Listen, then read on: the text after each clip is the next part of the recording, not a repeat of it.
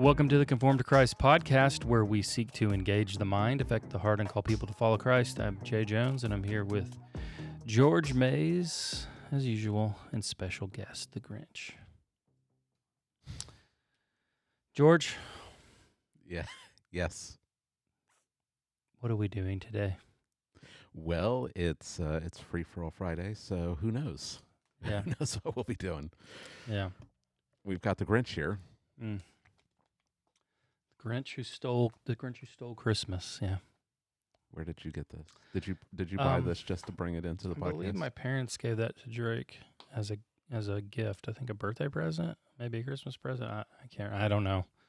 Anyway, they gave it. Drake they gave him the Grinch because, like family joke. He used to be terrified of the Grinch as a kid. He used to think that he lived in the TV. So even when the TV was off, while we were going to go to bed, like he'd walk by the TV. Oh, yeah? And then run, Yeah. That's Gotta funny. make sure that mean old Grinch didn't get him. Yeah.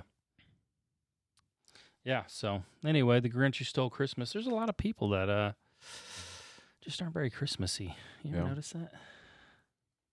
Huh? What I should have saved the article and brought it, but I guess there are questions about why the culture is still celebrating Christmas when most of the people in our country aren't Christians. Yeah. That, I'm sure, is interesting, for sure. Yeah. George, you used my headphones I did. to interview Parker, and I'm just amazed at the level of your hearing. Oh, really? Yeah, because I have to turn this way up. He turned it down. Headphones are turned way down. All right. Yeah, it's better. Can you hear me now? Count your blessings, man. You got incredible hearing. Yeah. No one's creeping in here on you. Though I have done it before. You have. Yeah. I have a lot of practice. Yeah. Scaring people at our house. It's a family thing. Oh, I love scaring my kids. It's great. It's kind of like how dads prepare their kids for the world, if you think about it. The world's a scary place. Yeah. You got to be on your toes, head on a swivel, 24/7. Yeah, you've embraced it. You should be proud. Yeah. George, you know what? Speaking of the Grinch who stole Christmas, I read an article just before I came here about how let's see, what state was it in? Massachusetts. They outlawed Christmas. Massachusetts Bay Colony in 1659.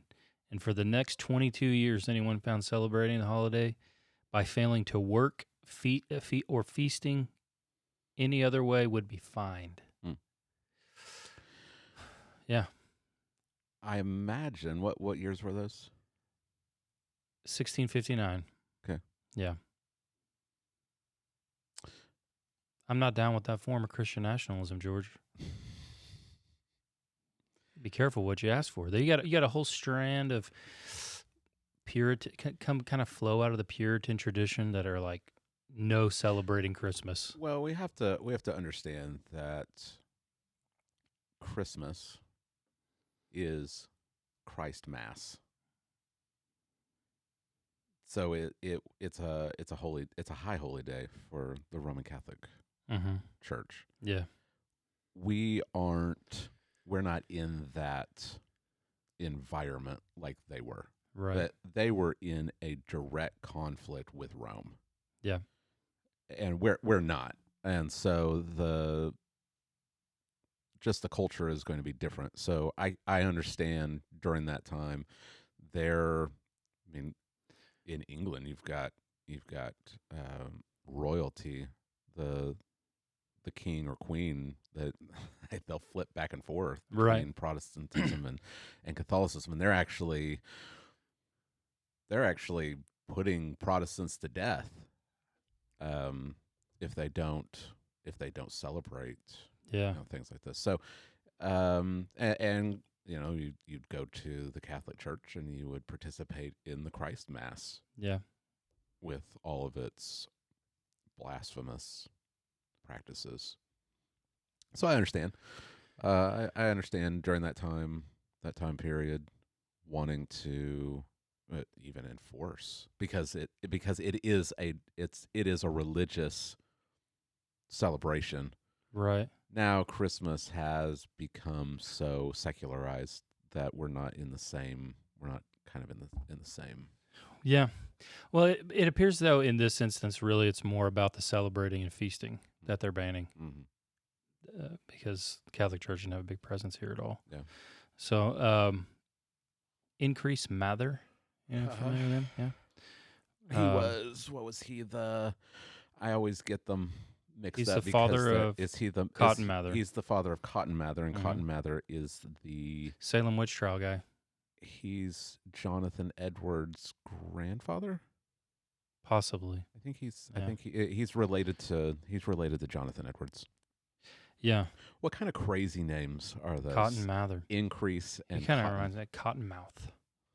Yeah. Cotton Mather. Yeah. Salem witch trial. He gets a bad rap for that, but I mean, we believe that in a world that has witches. So. Well, hey, I always we talk about this in the class that I tutor in American history. We talk about the Salem witch trials, and people look back and they're like, these stupid people, and right. Like, this is an example of religious persecution and all this. If we live back in that time when we actually believed that witches were going around cursing our crops and people were dying because of witches, what would our response be? Right. Like we live in the it's a case of chronological snobbery. We live in the 21st century, and we live in a time when most people don't believe that this stuff even happens. George, most people don't believe in witches and things like that, George. Right. We're too involved. Right. But but everyone still believes in curses on Indian burial grounds. Yeah. that one, or the power of crystals. Yeah, that one's still up. Yeah, power. Put some crystals under your pillow. But if we really believe that our neighbor was a witch who was cursing our crops, what would we do? Right. Yeah. So maybe we should not impose our 21st century ideas on 17th century. I mean, witches are real, man. I'm like, they're still real today. Yeah, they still try to do that stuff, and they're there was a lot of there was a lot of superstition about it. Well, let's throw them into the river, and if they float, they're a witch. But if they drown, I guess they weren't a witch. Right. So lots of things going on that we shouldn't. We can look back and say that was wrong. Right. But to impose our 21st century ideas on the 17th century in just a blanket form, that's just chronological snobbery. Yeah. So it was Increase Mather. What a name, huh? I tell you, nowadays, speaking about how history's changed, somebody tells you they named their boy Increase Mather. What Christian tradition do you think they're What are they in, George? Yeah, they're probably like hard. They're probably the truly reformed. Increase? No, I mean not that. Increase, just the name Increase. What if some kid's like, "Hey, here's my kid. Oh, I named him Increase." I'm thinking Word of Faith. Oh, really? Oh, yeah. Oh, okay. Increase. I wasn't thinking that. Anyway. I wasn't thinking that. Yeah. I was thinking like the truly reformed that. So apparently, name their kids Ebenezer. Here's what's going on, according to this historian. Like, people were partying and celebrating, do all kinds of things, right? But there's kind of like, there's these social hierarchy classes that are pretty clearly defined. And a tradition came about where people would come to your house who were from the lower classes, and they expected that you would give them gifts in return. And apparently, the line, "Give me some figgy pudding." Now, give me some figgy pudding. Like that came from that. Like, I'm coming to your house. Okay. I've invaded your property, and we're all not leaving until you give me some figgy pudding. Okay. So there was all kinds of this stuff going on, Mm. and so they put in this Christmas ban. Okay. Okay. Yeah, but there are people today that still don't, like you said, because of its association historically with the Catholic Church. Mm. They won't celebrate Christmas. Right. Um, there's argument that it's against the regulative principle, Right. because there's no command to Mm. celebrate the birth of Christ. But I don't think that. I mean, look at how many chapters are devoted to the birth. I mean, Right. you've got Luke. He's got two long chapters. Matthew's got two chapters. Um, John deals with it in John chapter 1. Yeah. I don't think that it's wrong headed for us to celebrate the fact that Christ came in the flesh. Right. Right. To celebrate the incarnation. Yeah. It's the biggest event in human history. Yeah. I don't know. I don't know. I really don't know why. Like Roman Catholic stuff aside, that's never even been a part of my world. Mm. Why would you not have a time to celebrate, in particular, the incarnation? Mm-hmm. I mean, we celebrate it all year, obviously, of course, but it's fine to, I think, take a time or a day to celebrate it. Yeah. Especially in your own home. Like, we don't alter our church service here. Like, we may have a Christmas Eve service where we sing hymns, and I'll preach, and it'll have to do with the incarnation. Yeah. Right. We But don't have like a Christmas play. Right. Yeah. Jay So- riding down the center aisle on a donkey. Yeah. I mean, so if you come to church on Sunday morning, it's going to be Sunday morning as Right. usual. Mm-hmm. But Christmas is Monday, and there's absolutely nothing wrong with celebrating in your family, like however you do it. Mm. You get up, say a prayer with your family, maybe read a story from one of the Gospels, and celebrate. Yeah. That God came in the flesh and exchanged gifts and have a good time. Like, I feel like some Christians just have forgotten how to have a good time. Yeah. You know what I mean? Like, it's okay. Let your hair down. I'm gonna show up at your house and demand figgy pudding, Jay, and you better not disappoint. Yeah. Let your hair down. Let your beard down, George, and have a good time. Yeah. It kind of falls into this category. And people can hold their opinion. What I don't like are the Grinches who try to ruin it for everybody else. You know what I mean? Yeah. It kind of falls into the category, I think, in Romans 14, where one person esteems one day as I mean, obviously it doesn't have to do with celebrating Christmas. Each one should be fully convinced in his own mind. You know what I mean? Mm. One person esteems one day.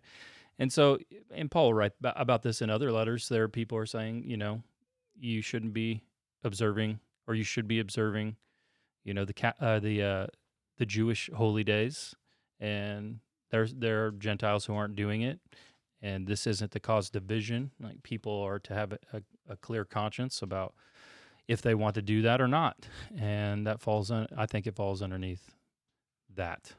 What do you think? Yeah. I think as long as we're not falling into the traps of Roman Catholicism, I think if the Jewish people were, because that's what Romans 14 is about, right? Right. The Jewish believers that come from the background of the festivals of Right. The law. If they're using the festivals as like a means to be made right with God, I think Paul would Right. fight against that. Uh-huh. But if they're observing it because, the Passover is a celebration of Moses leading the Israelites out of Egypt, there's nothing inherently wrong with that. Yeah. Yeah. I mean, it's celebrating part of their history. I mean, Mhm. after all, right? Right. It'd be like us not celebrating the 4th of July or something. And we know that's not going to happen around here. You know what I mean? So, Yeah. Yeah. So I know you're. I mean, you've told children from the pulpit that Santa Claus isn't real. So I know that you don't Yeah. have any qualms about that. What's your like? Do you do any anything with Santa Claus in your family for Christmas? Just ignore him. Yeah, we never have. Of course, the kids absorb it from the culture. You know what I mean? Right. And so Evangeline likes to play that game, like, oh, Santa Claus, whatever. And then I'm like, but you really know, right? And she's like, yeah, I know. It's a good teaching opportunity, though, because the way we do it is we say, where do you get your gifts from? Yeah. From mommy and daddy. Yeah. Where do mom and daddy get all of their gifts from? God. God is the giver of all good gifts. Right. Yeah. So you use our opportunity to teach your children, like we're giving gifts. One time God gave the best gift that he could give. So you can use this, Santa Claus in the culture as a way to teach your kids about the truth. I don't think you're harming your kids by not telling them about Santa Claus. I mean, people who believe that are crazy, I think that's craziness. I just love talking about the real Nicholas. Yeah. Yeah. I saw a guy, he tried to ruin it for me. He's a church historian, and he wrote an article. He was trying to dispute that ever happened. That St. Nicholas slapped Arius. Oh, yeah. Yeah. Like, don't ruin it for us all, man. We're not going to believe you. Whatever you say, it's not true. Yeah.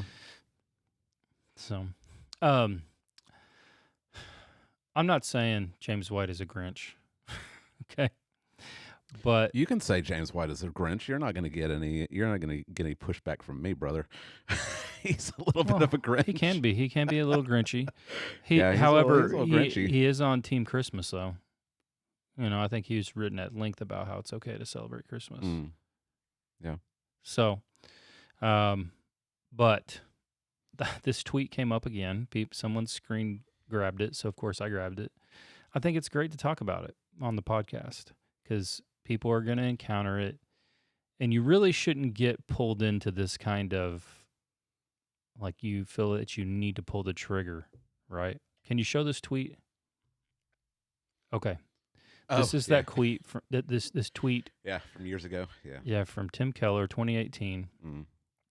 The God of the universe became a wiggling baby in order to get close to you. Now, we obviously know that Tim Keller has written at length about the cross and the gospel, sin, propitiation. Like you can look at Keller and say, I take issue with a lot of his things, but he doesn't have the incarnation wrong. He doesn't have the cross wrong. Okay. And then James White's reply, right? No, sir. The second person of the Trinity took on a perfect human form, nature, first and foremost, to bring glory to the triune God and the redemption of a completely unworthy people upon whom the triune God had decreed mercy and grace in eternity past. That's not getting close to you. And you can even hear him saying it as you look at the picture of. Well, I would say, obviously, both things said are true, right? However, the Timothy Keller thing is a little like evangelical. Sure, but yes, he was. Jesus came as a baby. To get close to you, it's got the kind of soft. Sure. You know what I'm talking about. But it's the kind of I don't know. But there are people in the world that need to hear that part of the gospel. Right. God could have forgiven us. It probably could have been worded a little bit differently. James White probably still would have taken issue with it. Sure. Jesus became a wiggly baby. The Son of God became a wiggly baby because he loved you. Right. He came to redeem you. Yeah, but so there is a place for that type of language, though. That's what I'm saying. Like somebody has lived their whole life, maybe abused, treated like trash. There are these people in the world. I know it's hard for maybe some in the Reformed world to believe that have absolutely no self-confidence because, after all, Reformed people, we've got confidence, right?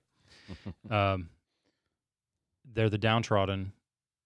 That's incredibly good news to people like that. Right. They already think nobody wants to have anything to do with them. They think they're unworthy to be loved by even people. They're not good enough for anyone or anything. That's good news to people. It should be, because the end result is, if you become a Christian, right, and you turn from your sin and you trust Christ, God gets close to you, like real close, right? Right. Like the baby who incarnate became a man, crucified, died, was buried, rose again on the third day, ascended into heaven, and then sent his Spirit into the world. He and the Father send the Spirit, and you can't get any more close than that. Right. To have living God living inside you. Mm. So there is a powerful appeal to the humanity of Christ for people, especially knowing he was a man of suffering, Right. Despised and rejected.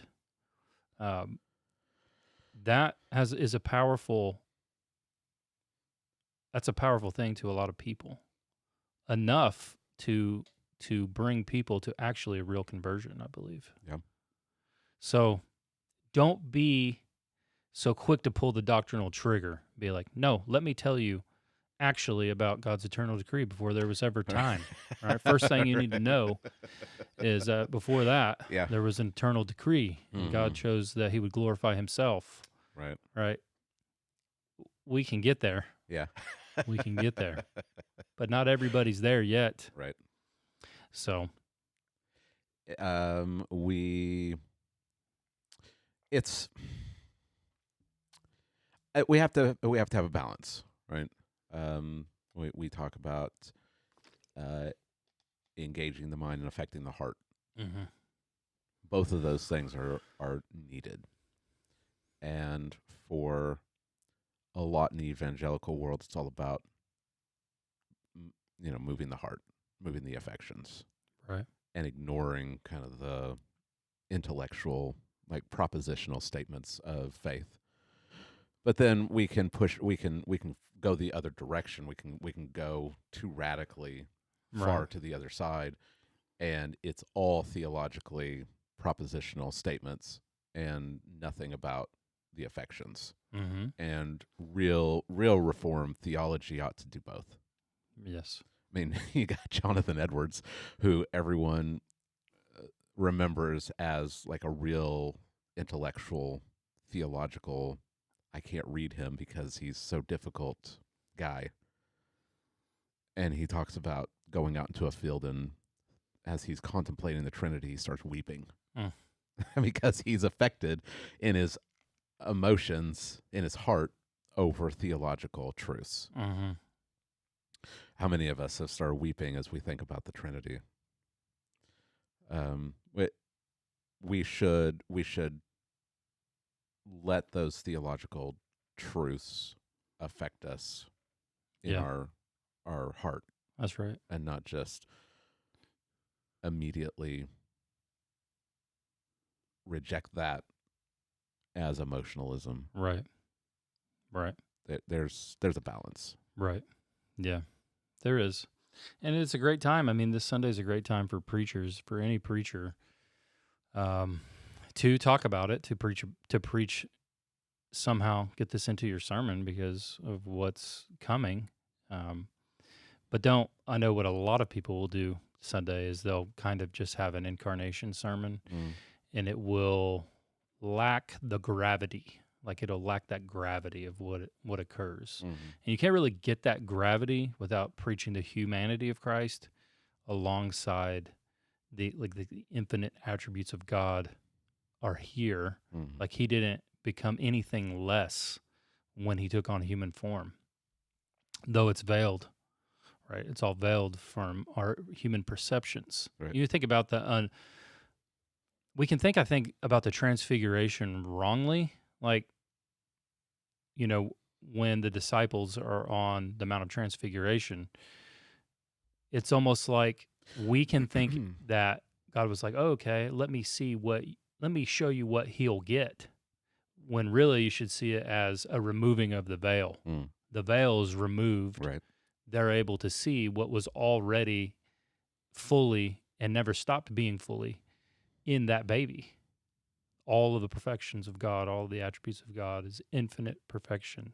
That will melt your brain to think about the timeless God, the omnipresent God being fully in a baby. It should induce worship. But what I fear is people will just preach the Christmas story of, and they'll say like God became a human, but they won't make it explicit to people. The people won't actually get it. So if they have a guest who's like, maybe they're visiting for Christmas and they come to church, they don't even get it. They walk in hearing a story that is associated with things they already kind of probably knew about from the culture, and they leave not knowing like the full gravity of what occurred. But that type of, I think, preaching that will mix both of them together will go from the mind to the heart. Yeah. Right. That will have a profound effect upon people. And hopefully people will come to, if they're already a Christian, to come to love God even more, cherish Him more, love Christ. If they're not a Christian, maybe they, will be converted. But they won't be converted under just straight up storytelling. Let me tell you you can be a good, you can have a joyous Christmas and all this, the type of stuff people hear. Yeah. You ever watch Lutheran satire? Oh yeah, I do. Have you seen the video of Martin Luther yelling about inferior Anglican Christmas hymns? No. I hope you have this video. I do have it. If you would like to watch it, I definitely would like to watch that. All right. Well, turn it up. And this is Lutheran satire. Martin Luther yells about inferior Anglican Christmas hymns. As soon as a video. It's 2020. As soon as this. Okay.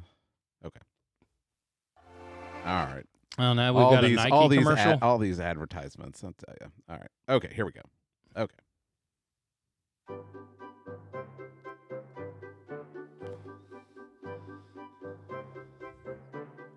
Good morrow, Dr. Luther. Guten Tag, gentlemen. Say, Dr. Luther, seeing as it's Christmas time once again, and furthermore seeing as how you are widely considered to be one of the great hymnists in history, perhaps we could persuade you to work with us on a Yuletide song of praise, whereupon we would combine the strongest strengths of your German Lutheran style of composition with the best and brightest bits of our legendary Anglican method.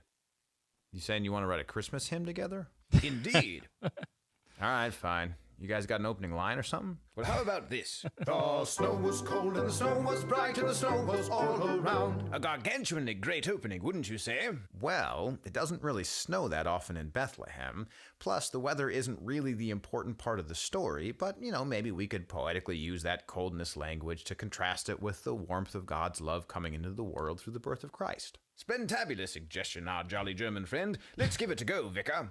The snow was cold and the snow was bright and the snow was all around. For Christ was born on the day when God sent snow upon the ground. Was that better? No. The point of Christmas is not that it was cold, but that God became man to fulfill the law for us and thereby give us eternal life through his death and resurrection.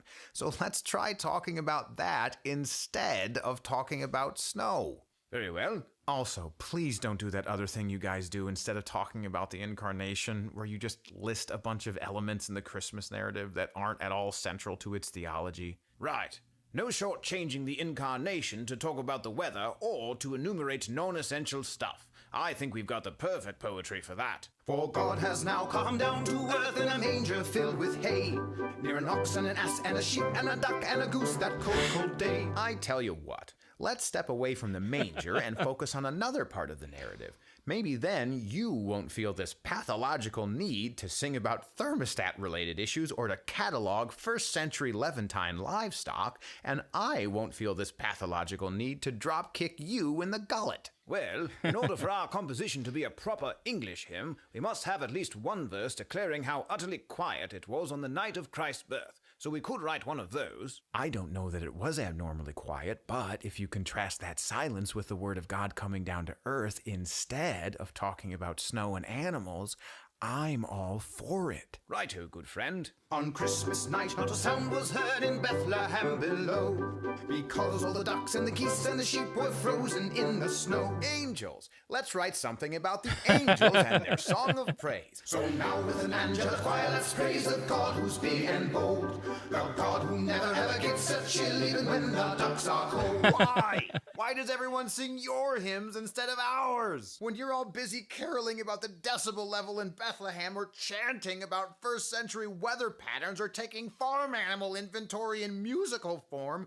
we are singing about God in the flesh, fulfilling biblical prophecies, destroying the work of the devil, burying sin beneath his infant feet, bringing heaven to earth in his freshly born flesh that was sent to be torn apart for our sins upon the cross.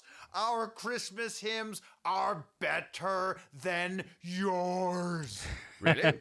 Prove it then. Sing one for us. Okay, here's one by Paul Gerhardt, an even better hymnist than I am. O Jesus Christ, thy manger is my paradise at which my soul reclineth. For there, O Lord, doth lie the Word, made flesh for us here in thy grace forth shineth. My goodness. I say, Dr. Luther. That was terrible. Yes, you didn't talk about silent frozen ducks even a little bit. Oh, he's got some funny stuff, man. You know? He's got. I think there's. Say, Dr. Luther, why don't you have a German accent? Well, accents are intrinsically funny, and I'm supposed to be the straight man in this sketch, so it just didn't really work for me to have one. Well, couldn't you at least try one for us? All right, fine. Yeah, so my name is Martin Luther, and this is how we speak in mine country, you silly English muffins. Don't mock us, Dr. Luther. Yes, we said a German accent, not an ancient Egyptian one. There you go. That's good stuff, man.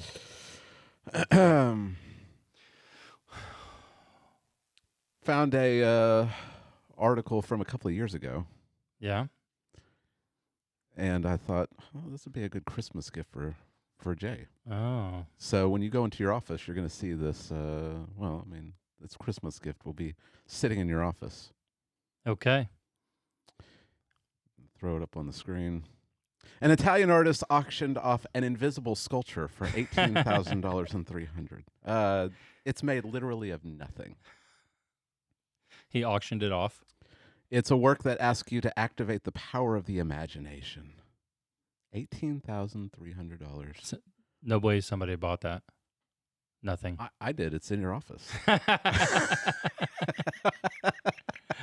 Awesome. Merry Christmas, Jay. Thank you. Merry Christmas. I got you an invisible sculpture. It's a good gift. It asks you to activate the power of your imagination, though. So Yeah. Gonna have to become a kid again. Hmm? yeah, yeah, they the the priest. This was actually put on auction. The pre-sale estimate valued the piece between 6,000 to 9,000 euros a quarter, but the competing bidders pushed the price tag to 15,000. Hey, imagine you're like an appraiser for art. The and lucky they're like, hey, lucky buyer went home with a certificate of authenticity and a set of instructions. because the author or the artist he said it has to be in a roughly 5 by 5 foot space free of obstruction.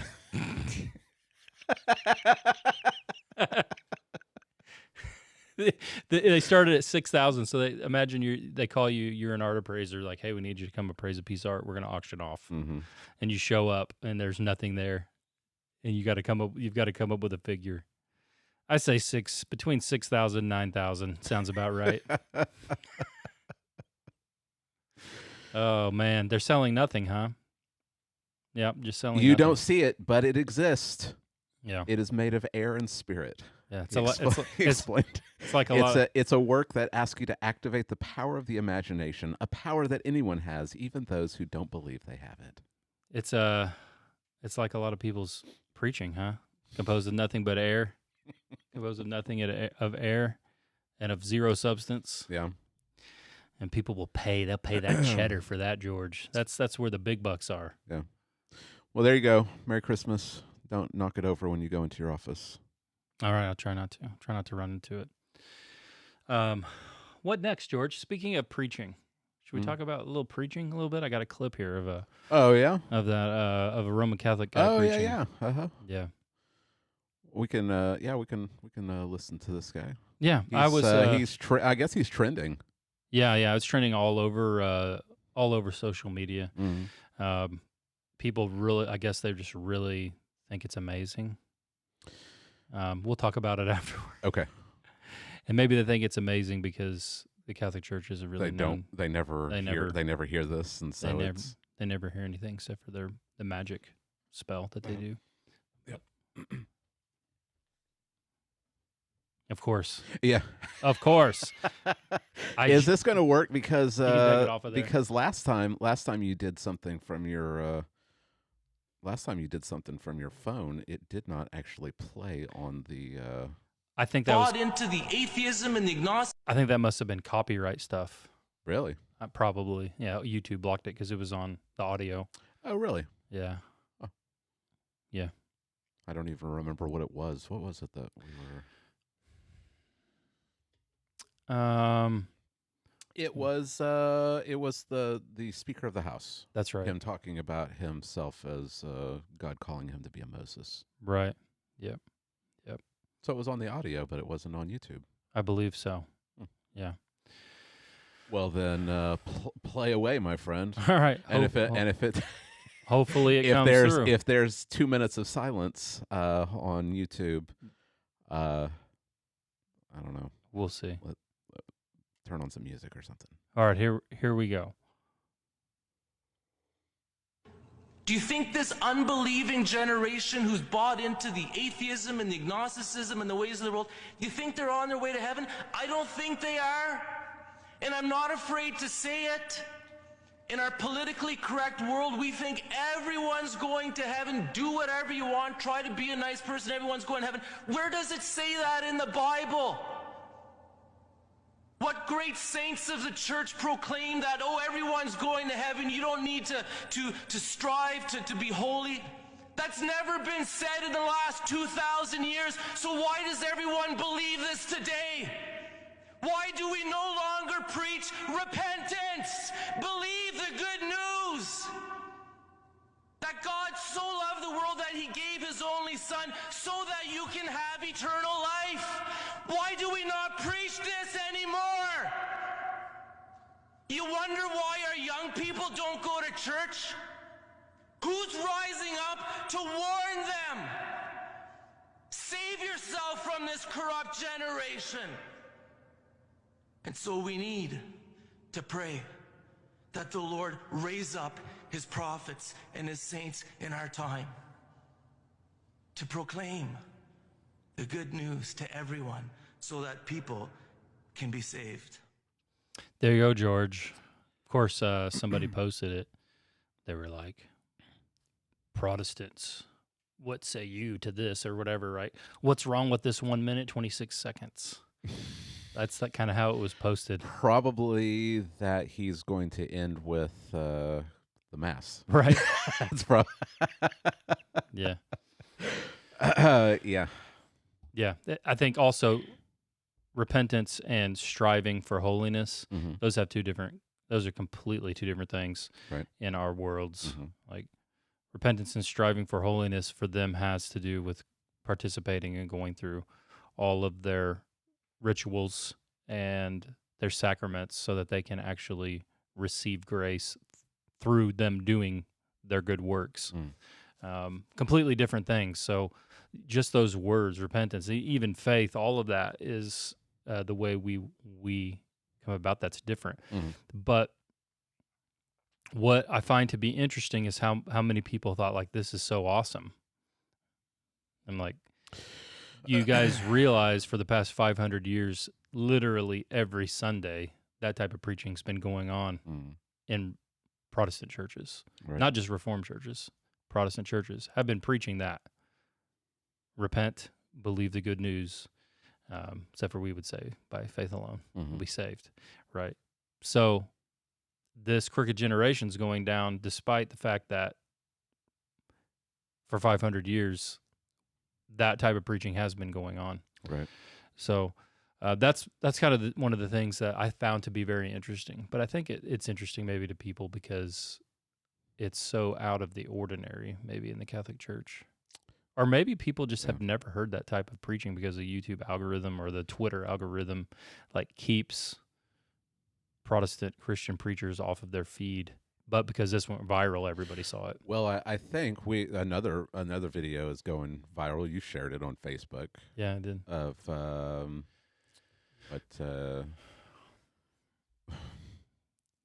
Robert Owen. Oh, what is his name? You may pull it up. Yeah, I'm forgetting his name now. Pastor Owens. Goodness, why am I blanking out on Richard his, Owen Roberts. Richard Owen Roberts, that's right. Yeah, that's it. There's another clip, and he's blasting a bunch of Protestant pastors for not preaching, for not preaching with passion. Yeah, well, it'd be good. It'd be good for us to segue into preaching. We kind of hinted on preaching, getting into coming into Christmas time and how you could not what you could not do. Yeah, I thought this was a powerful message. I don't really know what happened. I guess this is a Is this a G3 he was at? That's what it looks like is behind him. It looks like the G3 logo. Uh-huh. Yeah. Let's watch it. Sure. In America, all you've got are teachers. How do I get it to the beginning? That's the question. Yeah, good luck. Good luck with that. Let's see. You probably have to. This is not a matter. You'll probably of have to click out of it and opinion. open it again. Is what I'm thinking. All right. Established fact. Nope. To teach is to inform. To preach is to move. All right, I'm going to let it play through. You can switch over back to me, Larry. And when it's done playing through, we'll watch it. Okay. I think that it's not just I don't think it's just a Catholic Protestant problem. I think it's just a preaching problem. There is a lack of preaching with unction. And I think again it's that problem that we were talking about a few minutes ago between the intellectual and the emotionalism. Right. That in the Reformed Church we have a lot of guys who their theology that they dot every I, they cross every T, everything is exactly conformed to Orthodox theology. Right. But that's what he's going to be addressing in this clip in just a second. Yes. But on the other side, there's the emotionalism that is filled with stories that are meant to tug at your heart or, jokes or whatever. And it's all emotionalism without the content. And so I think that people are probably used to one or the other. Mm-hmm. Yeah, that's right. And so when they hear something like that Catholic priest actually saying right things, and he's saying it with a passion that's meant to affect you, not just intellectually but emotionally, I think they're shocked. They're like, right. Oh, well, I mean, where has this been? This guy's a standout amongst preachers. Never heard anything like this. Right. Yeah. I think a lot of people in Protestant churches, in Baptist churches, probably haven't heard it either. Right. Yeah. They're probably used to the emotionalism, but it doesn't have any content to it. Right. I mean, we talked about pastors that they'll start with something from the Bible, but then everything else that they say has nothing to do with the text that they've just read. But it's all emotional. Right. There has to be, here's what the text says, and here's why it matters to you, and it should. If the pastor has been affected by it, he should be able to communicate it in a way that it affects the hearer. Right. Yeah. Here we go. I think we're coming to the beginning. Okay. Not yet. What? Yeah, it's almost there. Here it comes. Preachers in America. All you've got are teachers. You're killing me, Jay. This is not a matter of my He said, we don't have... personal opinion. Good night. All right, he said, we don't have preachers in America anymore. We've got teachers. This is not a matter of personal opinion. Now let's see if it'll go. You don't have preachers in America. There we go. All you've got are teachers.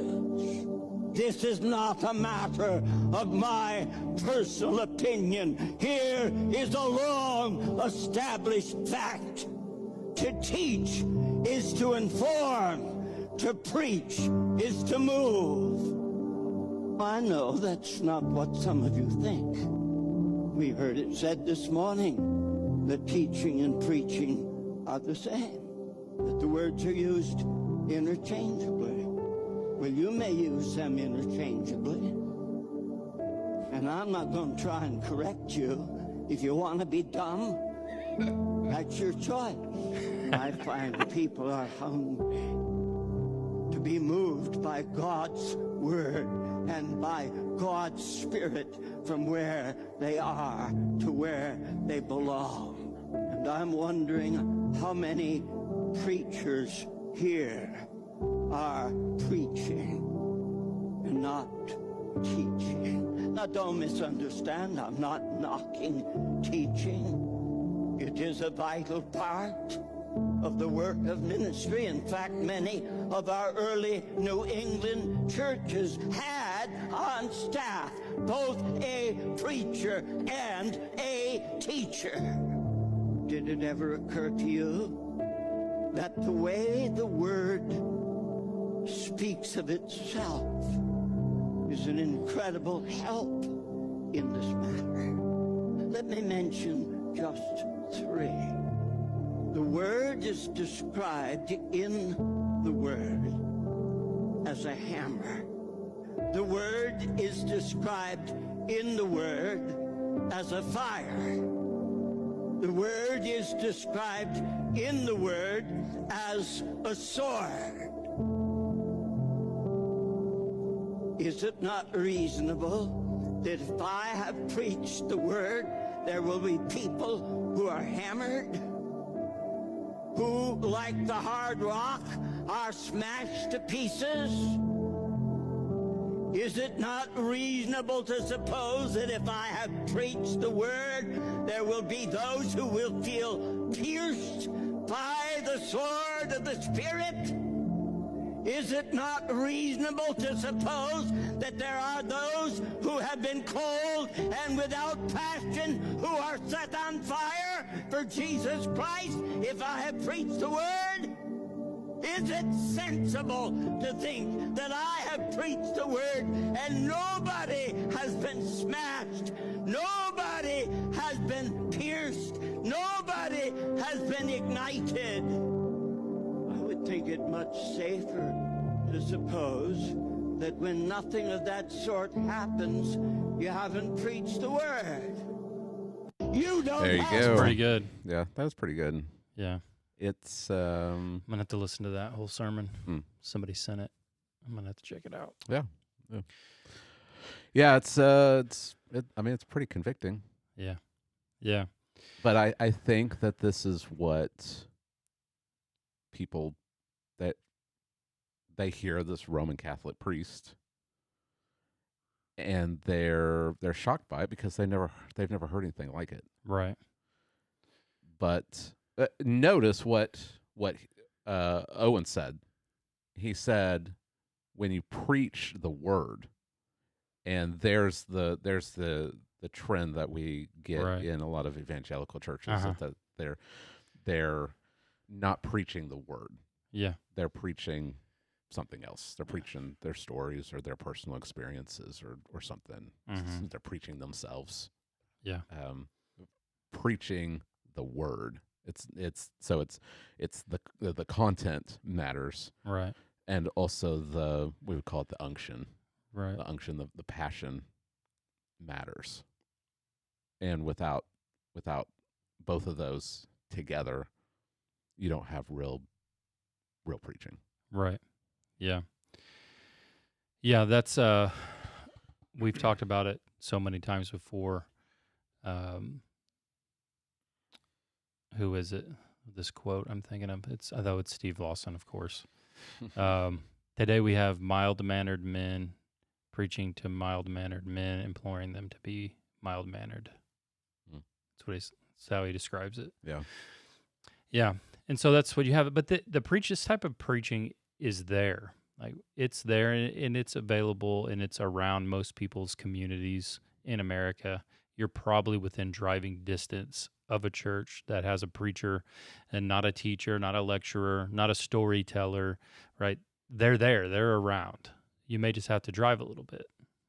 We would drive somewhere around 45 minutes when we moved to Kansas City to go to church. There were churches obviously much closer to us, but we decided to go there because of the preaching. Because the word was preached there. It wasn't, even though he was highly educated and he even got a PhD while we were there, he wasn't a lecturer. A lot in the Reformed world can fall into just the mere lecture. Yeah. Well, I think there can be some confusion about what we mean by expository preaching. Like, expository preaching is taking a particular text and explaining the meaning of it in light of its original context and in light of Christ. Right. And then applying it. All of those things go into exposition. But I have heard people that they treat expositional preaching almost like they're reading a commentary. Like, in verse 1, right, this is what it says, and this is what it means. In verse 2, here's what it says, here's what it means. Right. And it's like a lecture. Right. And I think a lot of people think that's what expository preaching is. It is explaining what the verses mean, but it's trying to get at what are the ideas or the main ideas that are being communicated in these passages. And applying it. What does this mean for you? How should you respond to this? Right. And applying it in a way where, like, it's coming from a person who is actually absorbed all of that already through the week, and that has already ignited in their heart. And now when they go into the pulpit, it should be more than just, I'm just communicating doctrinal truth, right, the truth of this passage. Now that ignition that has taken place should come out. Right. Like, it should come out of the person. You can have like a doctrinally perfect person in the pulpit and it still be a bad sermon. It's just a lecture, right? Put it in the classroom and leave it there. Right. Something else has to occur. It's got to go up another notch. Preaching is, I heard, I think it was Ronnie Qualls. He got into this, debate. You remember Ronnie? Oh, yeah. And he gave this illustration. Of course, no illustrations are perfect, but he said, it's like the difference is like a coach throughout the week with a football team. He's drawing X's and O's on the board. They're watching film. They're out on the field moving people around. Like, people are learning the doctrine. But then it comes halftime and the team's losing. The coach isn't going to go in there and teach them football doctrine. He's going to literally begin to preach. Yeah. And that what he says literally has the ability to turn someone's will. Like, maybe they feel defeated, right? They feel like they're gonna lose, and now the coach comes in and because just based on what he says. Now they believe they're going to win. They know they can do it, and they have the willpower to go and do it, right? And some would say, well, now you're just saying preaching is like a motivational speaker. But the difference is the two are intertwined, like in the sermon. Right. The doctrine is what is engaging the mind and affecting the heart. But it's got to be communicated in a way where you're like, that guy really believes that. He would bet his life on it. And that's like, you don't get a lot of that today. And then that is contagious. Lloyd Jones, what he said, you want people to come to church, put a man on fire in the pulpit, people will come and watch him burn. And that's exactly right. Right. So it's the perfect time. I mean, if you can't, you should be able to get to this level. The day that I don't get to that level on any given Sunday, you like that?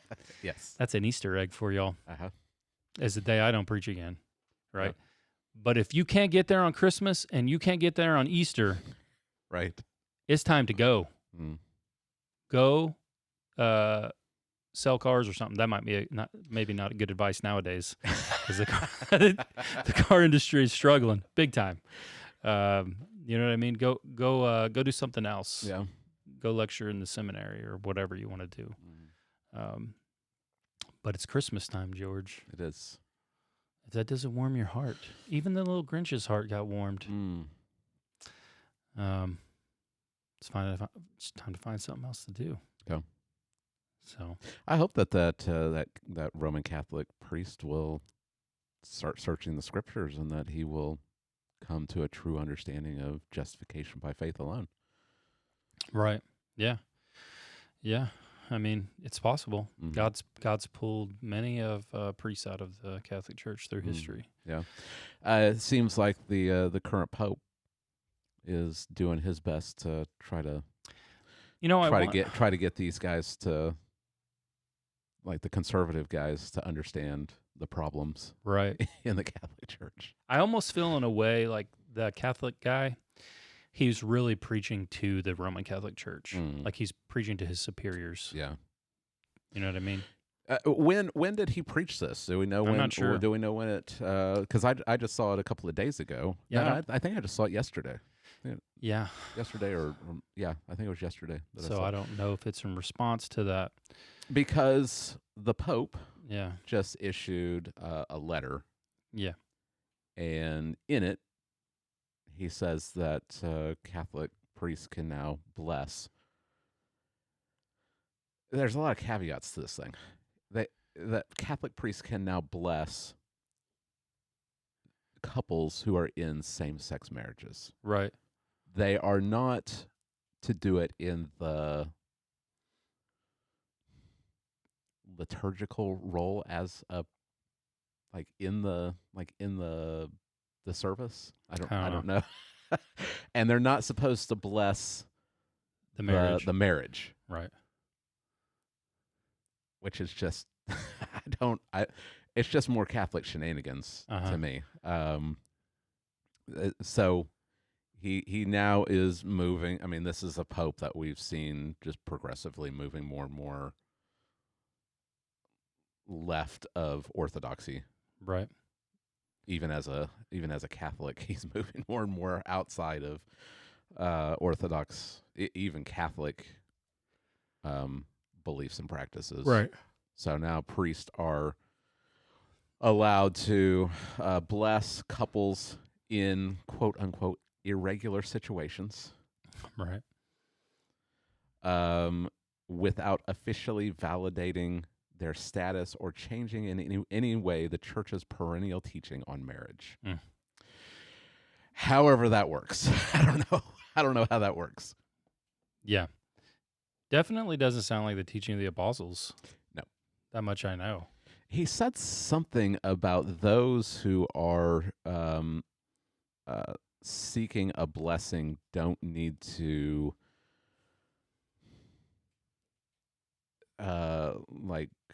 prove their moral I can't remember exactly the wording that he used.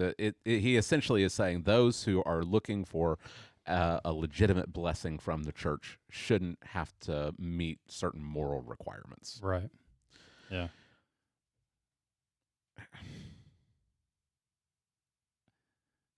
I found this this meme to go along with it, Jay. All right. Let's hear it. Or let's see it. There you go.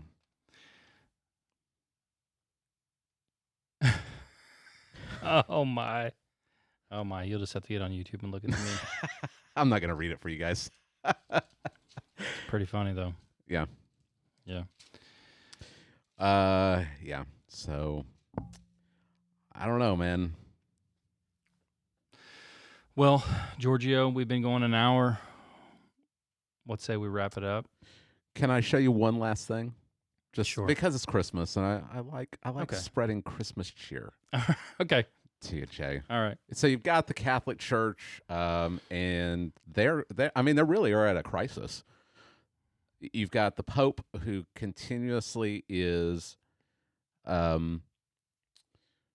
parroting liberal talking points. I mean, he's all about climate change. Did you see that he said that Israel is actively engaging in terrorism? I didn't This see last that. week? Yeah, he said that. The blessing of couples who are in irregular situations, violating God's standards from His Word, and you've got guys like this guy we listened to, Mm-hmm. and it seems like he is a traditional Catholic, Right. even though that's outside of orthodoxy. Right. And so they're at this crisis point. Like, what do you do when the Pope is saying all these things that violate what Catholic tradition is? Uh-huh. But I came across this Facebook page, Jay. It's called Christian AI Memes. Oh my. And this is one that I came across. I thought it was pretty funny. This actually was sent to me by a friend. It says, if your family devotional time doesn't look like this, then are you even doing it right? Oh my. They're Lutherans. That's how they start them out. Yeah.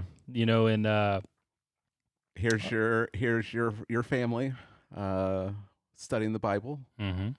And the father has a glass of wine, and the so does the so does one of the kids. The 7-year-old has a glass of wine as well. That's how they do it in Germany, George. They kind of get their kids, used to being German. It's in the blood. It's like in in Norway and Denmark, even today, they'll expose their children to the cold. From the time they're babies. Oh, yeah. Like, did you ever see this? Mm-mm. It's kind of trending. They'll put their babies outside. Really? Yeah, like wrapped up, but they'll put them out there to sleep. So, oh, really? To acclimate and people them? are like, you guys are insane. They're like, hey, this is it's cold here, and this is actually good for them. It like gets their body used to living in a cold environment, and it has all these other great benefits. And people are like, y'all are insane. Well, this is just the German version. Yeah, put that wine glass in the child's hand. I mean, I can tell you that's what my family devotions look like. All the kids are sitting still, paying attention. Yeah, AI is not very good. If it were good, that little one in the middle would be for sure on the mom's lap. The one on the right, they got it good with no shoes on, but he needs to be climbing on his dad's back. The other kid needs someone needs to be crying. Mm-hmm. There's no throw up shooting out, so it's not realistic. I don't see food crumbs on the ground. Yeah, AI is getting close, but it's not there yet. Yeah, still trying to figure out some of the things in this picture. Yeah, look at the AI still working on human his hand functions. It is getting better though. Yeah. I don't know what's the deal with the kid's nose. The Bible. Is the kid's nose on crooked? It is. Is that what's going on? Yeah. And the Bible is like levitating on the lady's lap. It is. Yeah. It is. She's not holding it. Yeah. Pretty funny. pretty good. And her fingers are that's Nephilim length right there. She might have 6. Maybe. One of them's blended into the other. Uh-huh. Yeah. Oh, look at the kid! Look at the kid's nose, and his Mhm. eye. Yeah. Yeah. Anyway, Christian AI memes. It's pretty good. Yeah. I think it's That's a pretty pretty new funny. page, but they're starting to put out some AI generated memes. So Pretty good. Pretty that good. out. Check that out. Well, maybe we end on this from John 1:16. For from his fullness we have all received grace upon grace. For the law was given through Moses, grace and truth came through Jesus Christ. No one has ever seen God, the only God who is at the Father's side. That's Christ. He has made him known. And so as we go into the weekend and you get with your family and your friends, don't forget that. Don't forget that God has made himself known in the most amazing way possible by becoming a human. And it is the greatest story in the world, and your loved ones and your friends, don't let them go through Christmas without knowing about it. So That's good. you want to have the honors of shutting us down? Oh, is that my Christmas gift? That's your Christmas Oh, gift. thank you so much, Jay. I appreciate that. We should just let the Grinch do it.